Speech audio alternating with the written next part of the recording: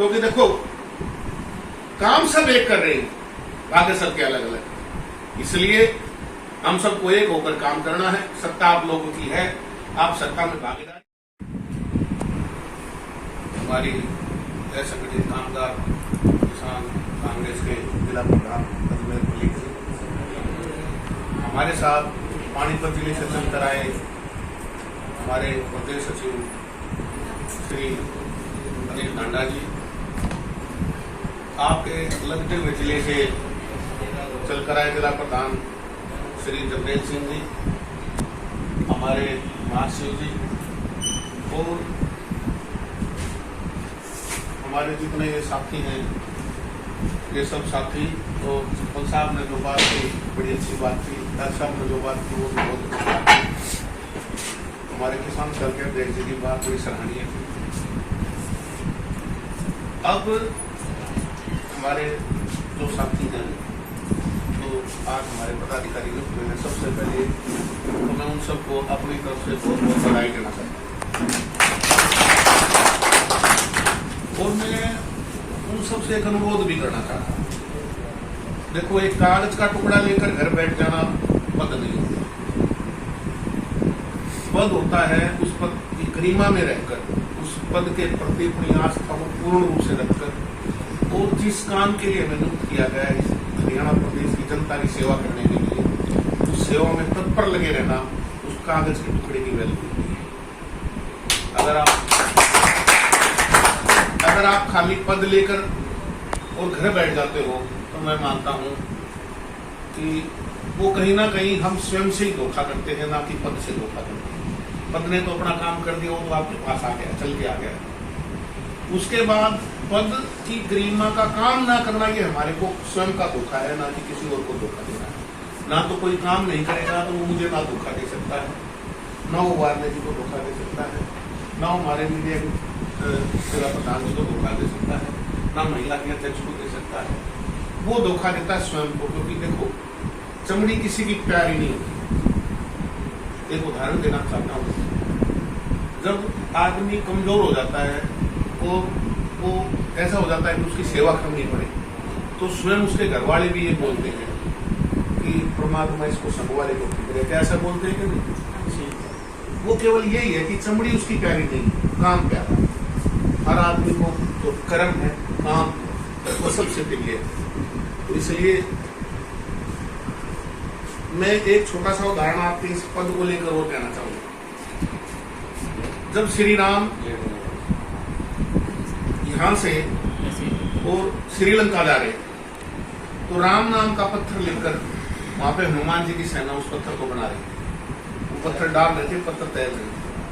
तभी एक चिड़िया जो है वो कहीं से एक वो पतंगा लेकर आए और वहां रख दे। वो फिर जाए, फिर लाकर रख दे, वो फिर जाए, फिर लाकर रख दे। तो अब श्री राम जी ने उसको बड़ा ध्यान से देखा। तो श्री राम जी ने उसको रोका, आप क्या कर रहे हो? मैं बोली जी मुझे पता है ये पत्थर इस पुल को बनाएंगे, मेरे द्वारा जो तिनका जो डाला गया वो बह जाएगा, वो रुकेगा नहीं। लेकिन जब कभी इतिहास में चर्चा होगी कि जब वो पुल बना था जिससे विजय प्राप्त करके श्री राम विजय प्राप्त करने गए थे, उस पुल में अगर कोई आहुति थी तो मेरी भी थी, आहुति थी तो मेरी भी थी। तो मैं इस बात को ध्यान लेकर जाना चाहूंगा कि आज हरियाणा प्रदेश में सत्ता आपकी दहलीज पर खड़ी है। सत्ता आपसे दूर नहीं। ये जितने लोग यहाँ बैठे हैं, ये आने वाले 2024 में सत्ता से कुर्सी के मालिक होंगे, लेकिन कब होंगे?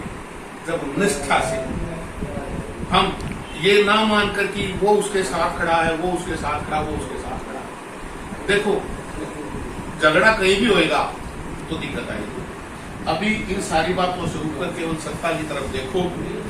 सत्ता जब आप लोगों की होगी तो आप लोगों में अलग जोत होगी, अलग रोशनी होगी, अलग तरह का माहौल आप लोगों के बीच में होगा। और आज जो भी मैं बात करता हूं कि जिस प्रदेश में हम हैं और उस प्रदेश की जो आज मौजूदा सरकार है, उस सरकार के प्रति भी अगर मैं आपको एक बात बताऊं तो जैसे कि हमारे रविंद्र वार्ले जी जो जिला प्रधान यमुनानगर जी हैं, ये कह रहे थे कि कौशल जो रोजगार है, जो कर्मचारी हैं वो परेशान हैं। रविंद्र जी, आप कौशल रोजगार वालों को टाइम दो और कहो कि डीसी ऑफिस के सामने हमें एक सांकेतिक धरना देना है सुबह 9 बजे से शाम 5 बजे तक। आप टाइम रखो, मैं स्वयं आऊंगा और सरकार की भर्त्सना करेंगे और सांकेतिक धरना। आप मुझे मात्र 2 दिन पहले बताना, मैं मेरे पूरे हरियाणा प्रदेश की टीम लेकर आऊंगा, जिसमें 2 सुझाव पूरे हरियाणा प्रदेश की टीम लेकर आऊंगा और हम उनका पूरा समर्थन।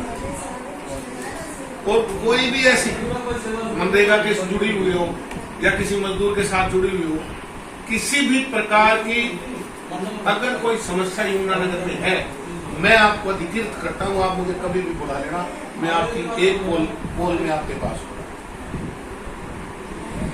केवल हमारा उद्देश्य एक है कि जो आज हरियाणा प्रदेश में जो सरकार ये जो गरीब को कुचलने का काम कर रही है, ये मजदूर को मारने का काम कर रही है, ये पूंजीपतियों की सरकार है, इस सरकार को उखाड़ फेंकने के लिए हमें जितना भी संघर्ष करना पड़े उससे अधिक संघर्ष करने में हम सक्षम हैं और हम कर सकते हैं। उस संघर्ष के प्रति हम सभी को ध्यान देना चाहिए। मैं विशेष तौर पर एक बात और कहना चाहूंगा, हमारे सरपंच साहब बीच में, सरपंच साहब बड़े भावुक होकर कह रहे थे कि बहुत बहुत धन्यवाद। सरपंच साहब, हर आदमी काम के प्रति अग्रसर होता है। अगर आपको गांव ने आशीर्वाद दिया है तो आपकी कोई योग्यता को देखकर नहीं दिया है। और रही पद की बात, जो आपको आप कह रहे थे, वो कह रहे थे कि मेरा इतना सम्मान हुआ। मेरे टच में बहुत लोग ऐसे हैं जो कांग्रेस पार्टी में बहुत लंबे समय से रहे। ये मेरे अजमेर साथी हैं, इनके ही हल्के से एक राजवीर जी, वो 41 वर्ष तक कांग्रेस की सेवा की और उनको कभी कोई पद नहीं मिला। और मुझे जैसे ही पता लगा, मैंने उनका प्रदेश में लेकर आकर उनका सम्मान किया। देखो, जो वंचित लोग हैं जिन्होंने पार्टी की जड़ से सेवा की है, अगर वो किसी उनको सम्मान नहीं हुआ है तो मैं उनका खुले मन से निमंत्रण देता हूं, आप हमारे पास आओ, हम आपको सम्मान भी देंगे और सत्ता में किसी की भागीदारी होगी। हरियाणा प्रदेश में जब कांग्रेस की सत्ता होगी तो उसमें किसी की भागीदारी होगी, असंगठित कर्मचारी कामगार कांग्रेस की भागीदारी होगी। और उस भागीदारी में जो आज मेरे साथी पदाधिकारी बने हैं, अगर उस भागीदारी में अगर मैं कुछ मुख्य भूमिका में रहा तो मैं ये वादा करके जाता हूं, वो जो ताकत मुझ में होगी वो आप सब में होगी।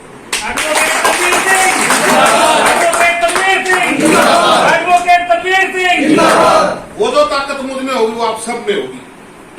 और एक वादा और करके जाता हूं, किसी प्रकार का अत्याचार अगर हमारे किसी साथी के साथ हुआ, पूरे हरियाणा प्रदेश की बात कर रहा हूं, ना कि यमुनानगर में, तो इस हरियाणा पुलिस का लट किसी और के सर पे नहीं, पहले मेरे सर पे लगेगा।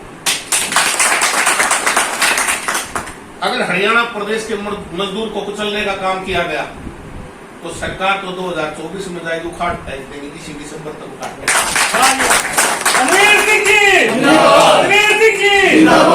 मेरे साथियों, केवल एक है, जैसे अर्जुन ने जब मछली की आंख पर तीर मारना था तो 1-2 आदमी ने और भी प्रयास किए, तो वो कह रहे तुझे क्या दिखाई देता, मुझे मछली दिखाई देती है। दूसरे को बोला तुझे क्या दिखाई देता, मुझे घूमती हुई मछली दिखाई देती है। जब अर्जुन से पूछा गया कि तू क्या करेगा, तो बोला मुझे तो आंख ही आंख दिखाई देती है, और उसने उस आंख को भेदने का काम किया।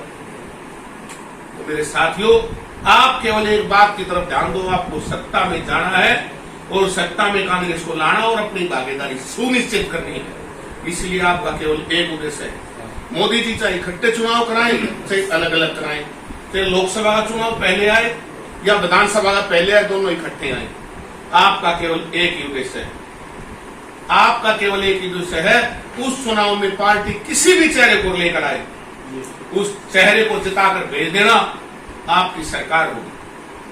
और जब आपकी सरकार होगी, केकेसी में पदाधिकारी कहीं ना कहीं सरकार के पदाधिकारी होंगे, तो वो पदाधिकारी ये नहीं है कि मैं ही हूँ, वो हो सकता है रविंद्र वागले जी हो, अजमेर मलिक जी हो सकता है हमारी कुमारी सीमा जी हो, हमारी राणा जी हो सकता है डॉक्टर साहब हो।